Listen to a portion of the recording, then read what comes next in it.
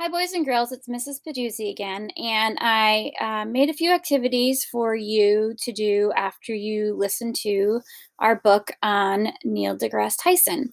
So, the first slide is actually me talking to you. So, if you're watching me right now, you've already watched the first slide.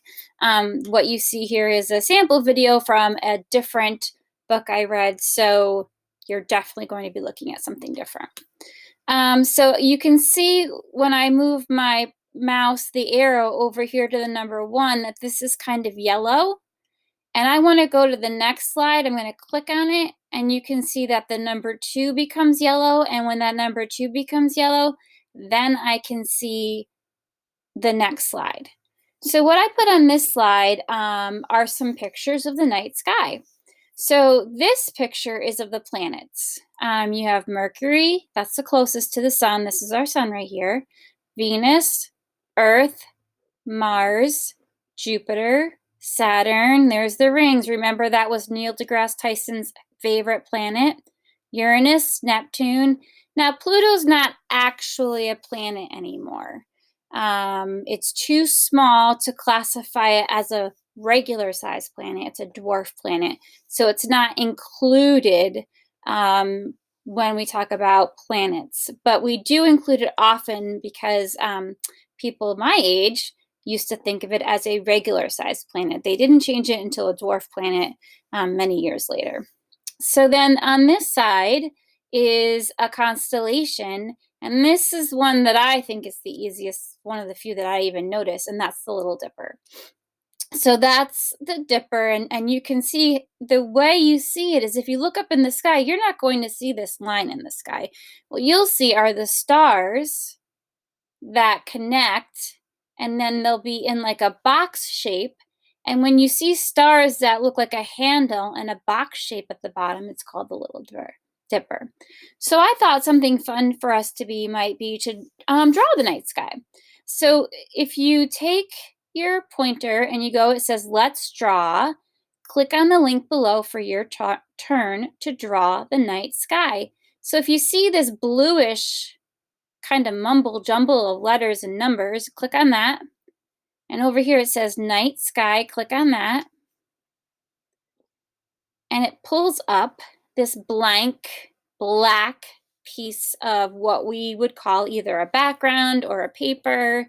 And so what you're going to do is draw on it. Maybe you want to draw some planets, maybe you want to draw stars, maybe you want to draw the moon and the earth, maybe you want to draw a mix of things. You're probably thinking right now, well, how am I going to do this? And I haven't been in your classroom, so I really don't know if you've used this is called Jamboard before. Maybe you already know how to do it. If not, I'm going to show you. Okay, so over here it looks like a pen. You're going to click on that.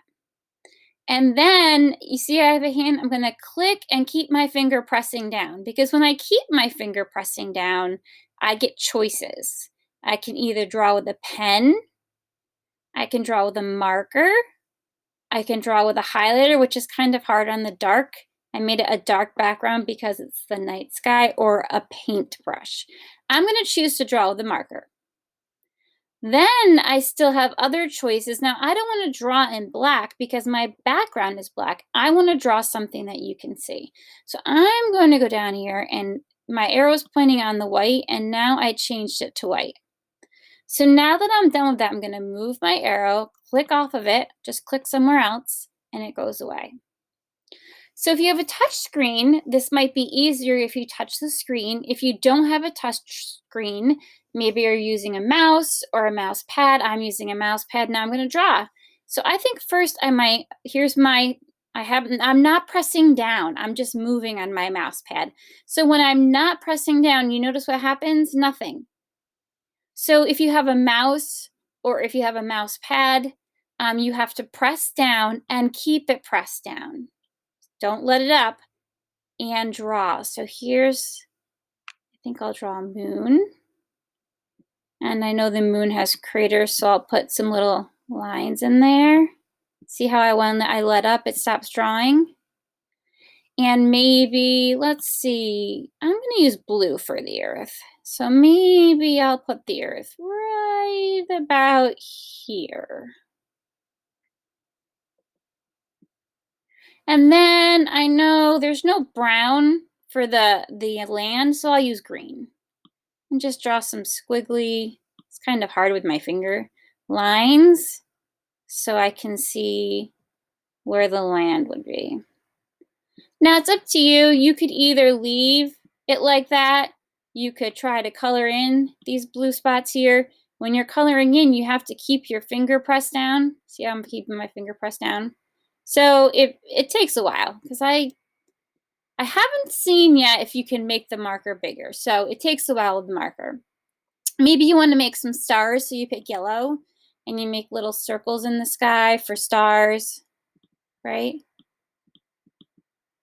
Which again, you know, if you have your finger and you can use it for the touch screen, that would be easier. Maybe you want to make a shooting star. So you draw a circle, you color it in, or you just draw a circle and then you give it a little tail, like it's a shooting star, right? So it's up to you. You can draw whatever you want. The best thing is you can keep the picture. It's yours, or you can go over here. Here's the eraser. You can go across and erase the whole thing. And then if you want, you can just do it again. So I think this says, let's see. Or you can hit that. So that says clear frame. So watch what I did there. I'm just going to draw a whole bunch of squiggly lines. Instead of using the eraser, it's going to take me a really long time to erase that whole thing. I'm going to go right up here, right in this last two words. They say clear frame, and I'm going to see where it is a hand. Click on that, and it erases everything. Okay, so that says it's called night sky, and you can draw what maybe you want to wait until it gets dark if you can, and look at the night sky and draw what you see. It's completely up to you. So now I'm going to go over here, see where the number 3 is. I'm going to click on that. And this is a video, just a little bit about the night sky. And this video is how to find the Andromeda Galaxy, which is another galaxy that you can find at night. So I'm going to here's the arrow. See how when you click on the arrow, my arrow turns to a hand. Click on that. And the video starts playing. We can click on that X to get rid of that. And let's see here. Let's open it up.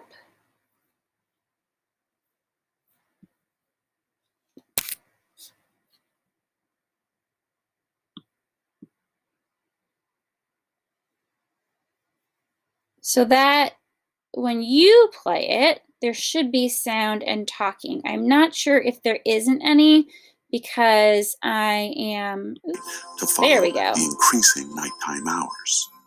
The Earth moves so into an you area will of its watch a orbit video with about the night magnificent sky, constellations. some of the different constellations out there he talks about, and then he talks about the Andromeda Galaxy. And then if we go from 3 to 4, so here's my 3, here's my 4. I have 2 links here. The first link, and if you remember from our book about Neil deGrasse Tyson, Look Up With Me, the job that he has right now is he is the director of the Hayden Planetarium, which is part of the Museum of Natural History. So I went to their website, and so if you click on this, you see down here it says Explore. There's a little symbol over here. Click on that. It's going to take you to X. See this X? Get rid of that. You don't need that. It's called a pop-up. See this X right here? Get rid of that. You don't need that. And it takes you to things that you can explore. So down here are more videos. This one is a field trip of the universe, and you have someone guiding you through that. This one is a field trip of Earth, and this one is Venus, Earth, and Mars. So here are some more videos about the universe. And if you want to, you can go up and explore the museum itself, but I specifically chose this page because it had more videos about the universe and around us. And so the next one is about the Hubble Space Telescope, which is a huge, huge, huge telescope that lets us see things in space that we could never see with a telescope we could have at our house. And it's a site on NASA. NASA owns it. So I clicked on there, click on here again, see the NASA site, and it gives you a lot of great information on the Hubble Space Telescope.